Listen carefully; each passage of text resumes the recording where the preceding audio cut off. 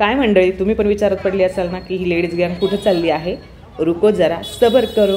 आमची बसमध्ये बसण्याची घाई आणि ही मोटरसायकलवाले मध्येच येत आहेत. तर फायनली आता आम्ही सर्व बसमध्ये बसलो आणि गणपती बाप्पाचं स्मरण करून आमचा प्रवास सुरू झाला आहे.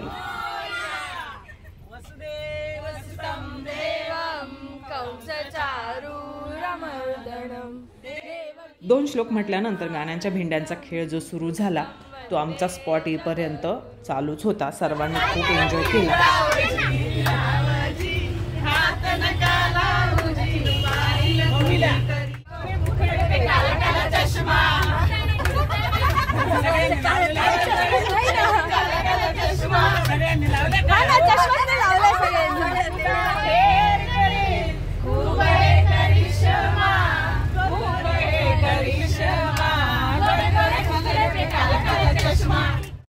सो मंडळी, फायनली आम्ही आता आमच्या स्पॉटला पोहोचलो आहे आणि ठरल्याप्रमाणे आम्ही सर्वांनी हाय करत व्हिडिओ काढायचा ठरवला होता. तसा व्हिडिओ पण काढला. तुम्हाला अजूनही उत्सुकता असेल की ही महिला गँग नक्की चालली कुठे, थांबा, थोड्या वेळातच तुम्हाला कळेल की आम्ही नक्की कुठे आलोय ते. ऑफिसमध्ये इन्क्वायरी करून पहिले तिकीट काढून घेतली आणि सर्वजण आता सावलीच्या शोधात निघाले आहेत.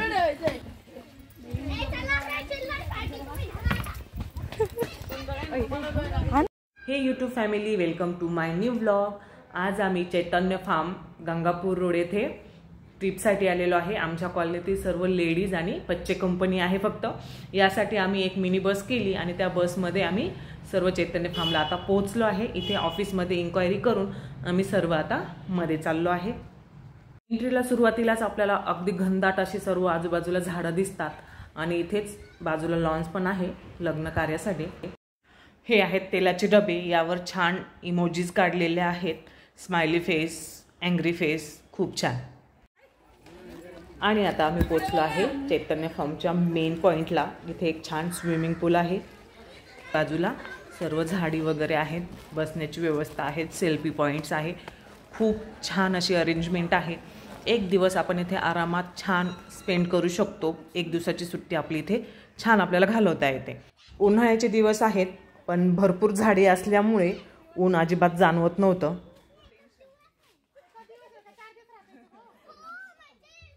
सकाळी लवकर गेल्यामुळे पहिलीच आमची टीम होती जी स्विमिंग पूलमध्ये उतरणार होती. त्यामुळे पाणी अगदी स्वच्छ आणि निळगार होतं. सर्वांनी चेंज करून हळूहळू पाण्यामध्ये उतरण्यास सुरुवात केली.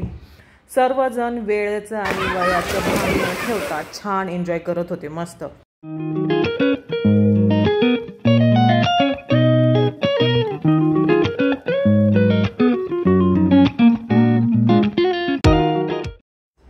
आनंदाने सर्वांचे चेहरे असे टवटवीत झाले होते. सर्व खूप एक्साइटेड होते आणि शब्दच कमी पडतात तो आनंद व्यक्त करायला.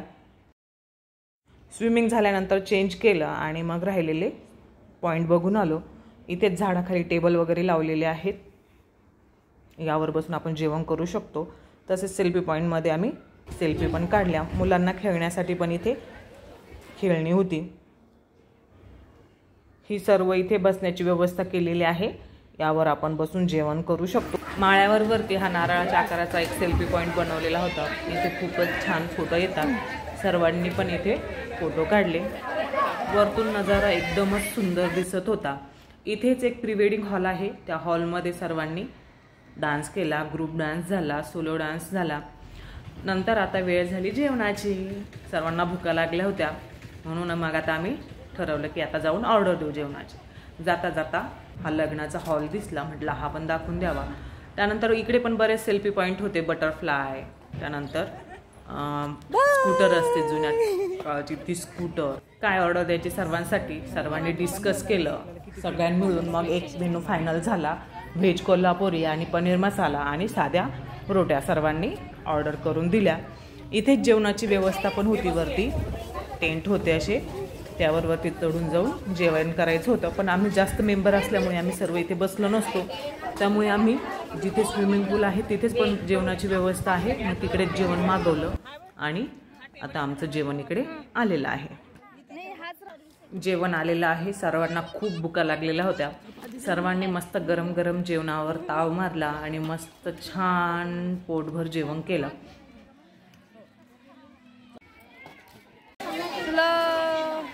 जेवण झाल्यानंतर सर्वांनी थोडं रेस्ट केलं आणि आता आम्ही सर्व निघालो आहे.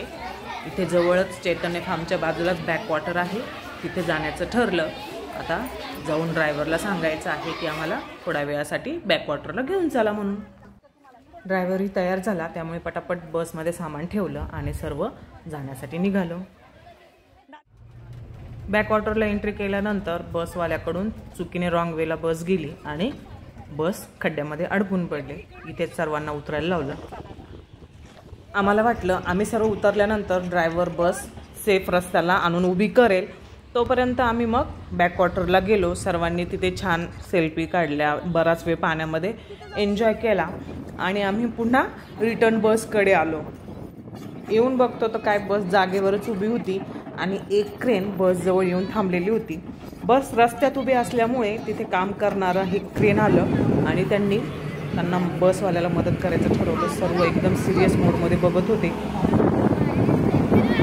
बसच्या पुढे गज लावून हुक बनवला आणि त्या हुकमध्ये क्रेन अडकवून ते ओढण्याचा प्रयत्न केला. सुरुवातीला एक प्रयत्न फसला, म्हणजे तार तुटून गेली. पुन्हा त्याचा गळ बनवला आणि फायनली बस निघाली. अरे बापरे! पण इकडे पुढे ह्या आजी बसलेल्या होत्या. बसवरती चढली नसते, पण आजी पण घाबरल्या की बस अंगावर येते की काय. बसवाल्याला ब्रेकही लावता आला नाही. पटकन क्रेनवाल्यानेच वरती तार ओढून घेतली आणि क्रेनवाला चिडला बस ड्रायव्हरवर. अक्षरशः तो खूप बोलत होता त्याला.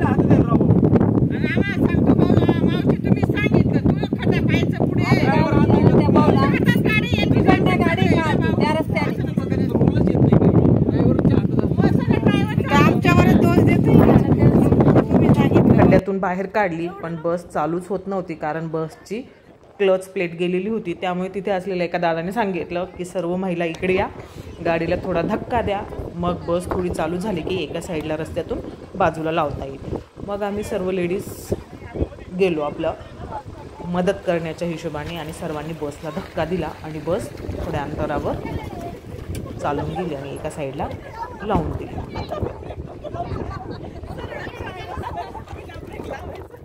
आणि त्या ड्रायव्हरला सांगितलं की आम्हाला दुसऱ्या बसची अरेंजमेंट करून दे. तशी त्याने दुसरी एक बस बोलवली.